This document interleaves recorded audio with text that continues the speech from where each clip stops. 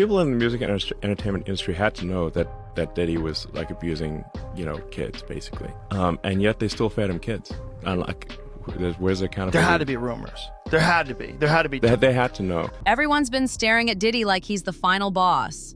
He's not. He's the door that got kicked open. What's behind that door? That's what has powerful people actually scared. Because this story doesn't end in a courtroom in New York. It ends somewhere much higher. And once you see the shape of it, you can't unsee it. There's a pyramid, and we're climbing it, floor by floor. Let's start with why this moment is different from every other celebrity scandal. Two names entered the conversation that changed the temperature in the room: Elon Musk and 50 Cent. 50 has history with Diddy that goes back decades. He's been in those rooms. He knows the architecture of that world. And when he dropped his documentary, The Reckoning, he didn't frame it as gossip. He framed it as a statement. His argument was blunt. Staying silent while all of this was happening made the entire culture look complicit. So he refused to stay silent. But here's where Elon Musk changes the math entirely. Elon owns X, formerly Twitter. That means he sits at the top of a platform holding years of private conversations. Direct messages between celebrities, executives, politicians, power brokers. Communications that were sent when people believed they were private.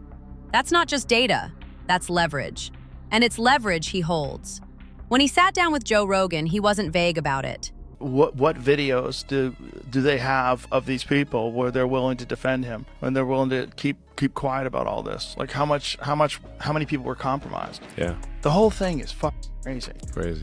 It's just crazy when because the nutty conspiracy theories is like, oh, there's a bunch of pedophiles in Hollywood, and you're like, come on, that sounds too kooky. And then you see like the Nickelodeon thing. That's the question that keeps hanging in the air and never gets a clean answer. One of the biggest claims circulating, raised by commentators like Jaguar, Wright, and Gene Deal, is that Diddy allegedly had hundreds of hidden cameras installed throughout his properties. The claim isn't that the footage was just for personal use. The claim is that it functioned as insurance, a system of control. You don't need to threaten someone directly if you're holding footage they can't afford to become public. And now, according to multiple commentators, those tapes are allegedly being moved. Big names are allegedly panicking. None of that is confirmed. But the fear of it? That's real. And fear is its own kind of evidence. Now, one name Elon specifically pulled into this conversation was Jennifer Lopez. Not as a political debate, as a credibility test. If you were that close for that long, where was the warning? He implied the answer was nowhere. That moment exploded online because it forces one of two conclusions. Either she genuinely didn't know, which a lot of people find difficult to believe given the proximity and the duration, or she knew something and chose silence. And if the choice was silence, the next question is obvious. Was it fear, loyalty, image, or protection of someone above her in the chain? That question has no clean answer, but it keeps getting asked. Level 1 of this pyramid, Jay-Z and Beyoncé. And yes, only level 1. Just stay with me. Jaguar Wright has been one of the loudest voices connecting Jay-Z directly to the Diddy universe, and she's gone further than almost anyone else. In an interview with Piers Morgan, she made claims that reportedly got the episode pulled fast. Hard to find. Wiped from major platforms, according to people who tried to track it down. Her central argument: Jay-Z and Diddy aren't just associates from the same era. She describes their influence as something that has been crushing through the industry for decades. She used the word monsters for both of them. Does Jay-Z sit down with Gayle King and she not ask him one question about the intersection between him and Aaliyah and Robert Kelly? This is insane that people keep refusing. I've been screaming, not just Diddy, but Diddy and Jay-Z are monsters. Harvey Weinstein, Jeffrey Epstein, Robert Kelly, Sean Combs have one person in common, professionally and privately: Sean Carter. This has been a fist of tyranny that has been punching through. That changes now, Sean. You have no choice. That Dream Hampton was being financed and ran by Sean Carter. They were able to go and get all of these witnesses because he was there with Robert Kelly. Jaguar Wright did an interview with Piers Morgan and made claims she wasn't supposed to make about Jay-Z, Diddy, and how deep the connections go. People then started saying the episode got pulled fast, wiped, buried, hard to find. She also raised a question that's been floating for years. How does Jay-Z sit with Gayle King on CBS and not get pressed on certain long-run... Now, I have to be clear here. What comes next is alleged, unproven. These are claims made by commentators, not confirmed by any court or official investigation. Jaguar Wright has alleged, and this is her claim, not established fact, that Jay-Z played a role in getting Aaliyah on the plane that killed her. She frames it as both personal and strategic. The theory, as she tells it, is that Aaliyah had rejected him, and that removing her created a vacuum that benefited people close to him. Jay-Z has never directly addressed this specific allegation. And online, that silence doesn't read as neutral. It reads as a decision.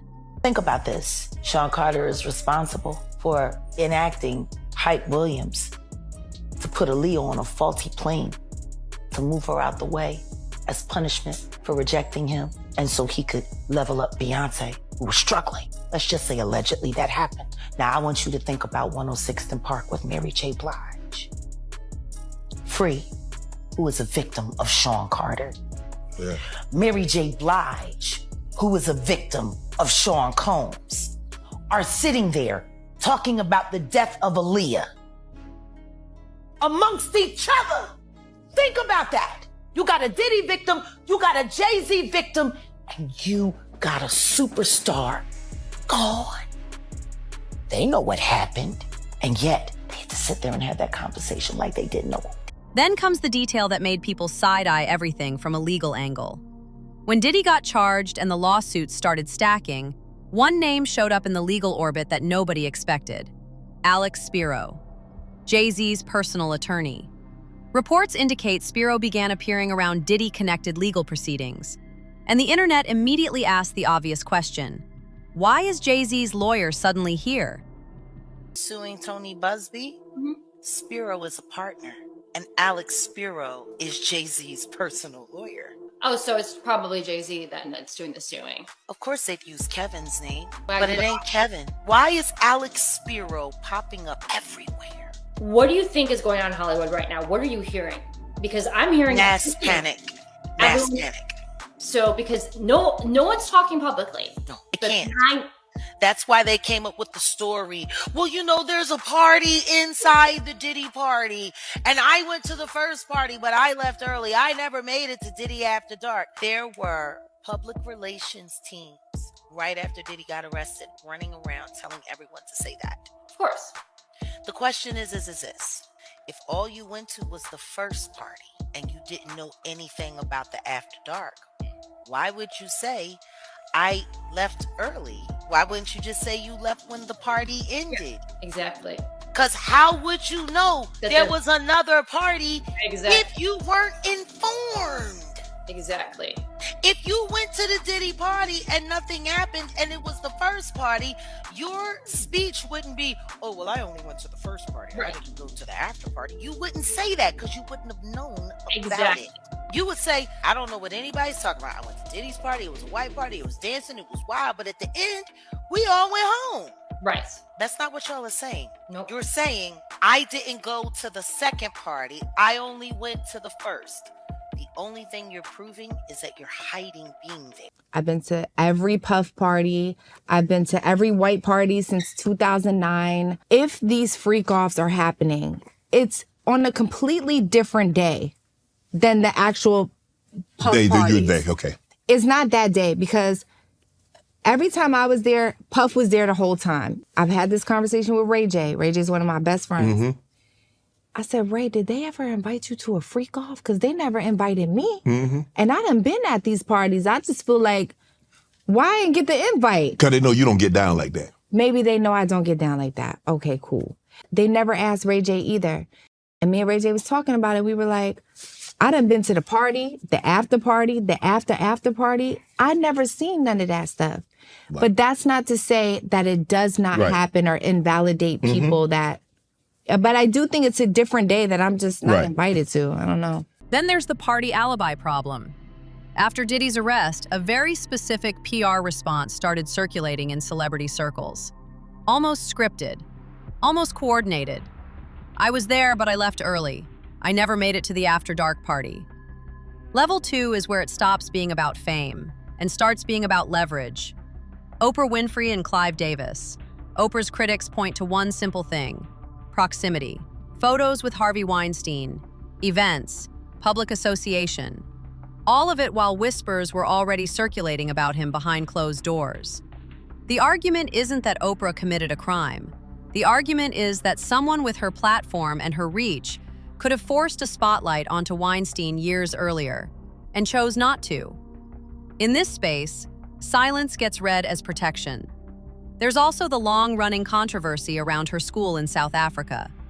Early allegations, public fallout, people terminated, statements issued.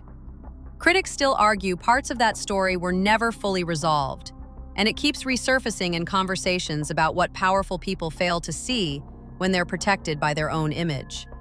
The narrative people build around Oprah isn't loud. It's the quiet kind of power. One call can determine who gets booked, who gets buried, who gets labeled difficult. And that kind of power never needs to go viral to be effective. Then there's Clive Davis. Clive is a legitimate legend, Arista Records, decades at the absolute top of the industry. Careers built for some of the biggest names in music history. That legacy is exactly why people don't treat him as background noise. Suge Knight has claimed for years, with no public proof, that Clive and Diddy's relationship went far beyond mentor and protege. A claim that gets recycled not because it's proven, but because it fits the pattern. Diddy didn't build that empire alone. Someone opened the door. Favorite memory working with Diddy? You know, personally, I've got to tell you, he really is a major star in this film tonight. He's his spokesman all the way through. I met him before I ever knew of him. I met him when he was 21 years old. And when we met, you know, he played me Craig Mack Flavor in Your Ear. He played me 3 cuts from the forthcoming Notorious B.I.G. album. And we talked for hours and hours about music, and I poured into his dream. And I financed Bad Boy Records. And we had an incredible run. When reporters have pressed Clive about Diddy in recent years, people point to moments where he looked visibly uncomfortable and deflected without answering. Not proof of anything, but the internet replays those clips like a tell. Then there's Whitney Houston, another story people refuse to let rest. The final days, the people around her, the conflicts behind the scenes. Family members have made comments over the years that kept the questions alive, and one question keeps surfacing louder than the rest. How does Clive Davis carry decades of heavy rumors around him and never once face real consequences? That's where the fall guy theory comes from. A lot of people believe Diddy is absorbing the heat, while the real architects stay protected, operating in spaces where headlines can't reach them. And now we reach the top, the name that genuinely shocks people the most: Bishop T.D. Jakes. A pastor, a spiritual authority, someone people trust with their faith. And yet, 50 Cent has been keeping that name in circulation for months, deliberately, consistently. The theory behind it is actually simple. If influence reaches the pulpit, then this was never just a celebrity problem. It was an ecosystem. Diddy needed more than money. He needed legitimacy, cover, a trusted face standing close enough to make him look respectable by association. People point to the documentary Rollout, specifically how T.D. Jakes' footage was edited in. There's a moment where Little Rod describes waking up disoriented after being in Diddy's party circle, and immediately after that beat, T.D. Jakes appears on screen talking about love, energy, and rampage. Viewers clocked it immediately. The argument is that 50 wasn't careless with that edit. He was sending a message. Then Cat Williams ain't for these things, but we talk about another endgame. There's side and the other side. And we don't care nothing about the other side. Period. Please, is catching hell in 2024. It's up for all of them. It don't matter if you Diddy or whoever you is. TD Jakes, any of them. Every lies will be exposed. When TD Jakes finally addressed the allegations, his response is what made it explode. He didn't give a clean denial. He said, "Keep it moving." Then he added something that the internet immediately flagged. Even if it were true, he could repent. He has the power to cover sins. And then, almost in the same breath, he said he didn't even need to repent about this. To the public, that didn't land like innocence. It landed like deflection. And deflection in this climate reads like confirmation. Jakes was at a Diddy party. There could only be two reasons: money or sex. That's all that happens at Diddy parties: money and sex. Jaguar Wright has alleged, again unconfirmed, that multiple men have come forward with accounts connecting Jakes to that world. She's claimed there is video and audio in existence, that legal moves are happening behind the scenes. None of that has been publicly substantiated. But as Jaguar framed it, the fear isn't the rumor. The fear is the possibility of footage. And once the public believes receipts exist, that possibility alone creates a different kind of pressure. Turned over substantial amounts of evidence to the feds. I'm told that after Cassie had a long conversation with Blank, I have to protect this person. They're going through a lot right now. And her lawyers, she finally was convinced to give up the videotapes and audio recordings that contain. Now zoom out, because this doesn't live inside one industry. When Elon Musk sat down with Joe Rogan, they weren't just discussing celebrity drama. They were mapping power. Why certain high-profile names move the way they move. Why certain stories disappear. Elon's framing wasn't political. It was rooted in one thing: fear of exposure. Rogan brought up Reid Hoffman and asked if he'd seemed uncomfortable in certain conversations. Elon's answer was one word: yes. Then they compared the entire structure to an Epstein-style compromise model. The idea is clinical in its simplicity. Once you capture someone in a compromising situation, you don't need to win any argument. You don't need to threaten. You just hold it. And the behavior you need follows automatically. That's the engine under this entire pyramid. Not fame, not talent, control. And once you see it that way, a lot starts making sense. Why certain people never speak up. Why certain stories vanish overnight. Why certain names stay untouchable no matter how loud the noise gets. Dave Chappelle said it differently, but the message hit exactly the same place. They gave me a raw deal because this industry is a monster. It's the same monster that these Me Too trying to tell you about. But they hate the monster for how it, and I hate that monster for how it eats. But my God, man, it's the same monster. When I quit the show, all my friends would say, well, up them, Dave, why don't you just do Chappelle's show at another network? Yeah. And why doesn't a slave run from one plantation to another plantation? Because the master over there might be nicer. My God, man, I was trapped. You know what? Tell you the truth. I've even thought about coming back and doing another Chappelle show. Well, if someone that successful, that rich, that culturally powerful, still felt like he was inside a trap he couldn't exit, what does that say about everybody else just trying to survive inside the same machine? This story is not over. More names are going to be dragged into the light. More footage rumors will surface. More people who looked untouchable are going to start looking very touchable very fast. So here's the real question I want you to sit with. Is TD Jakes actually the top of this pyramid? Or is he just one more layer, shielding whoever sits above him? Drop your thoughts in the comments, because the next video goes deeper into the names the internet believes are next in line. Meek Mill, Ashton Kutcher, Naomi Campbell. The list is growing, and the walls are closing in from every direction. We'll be here for every twist as it unfolds.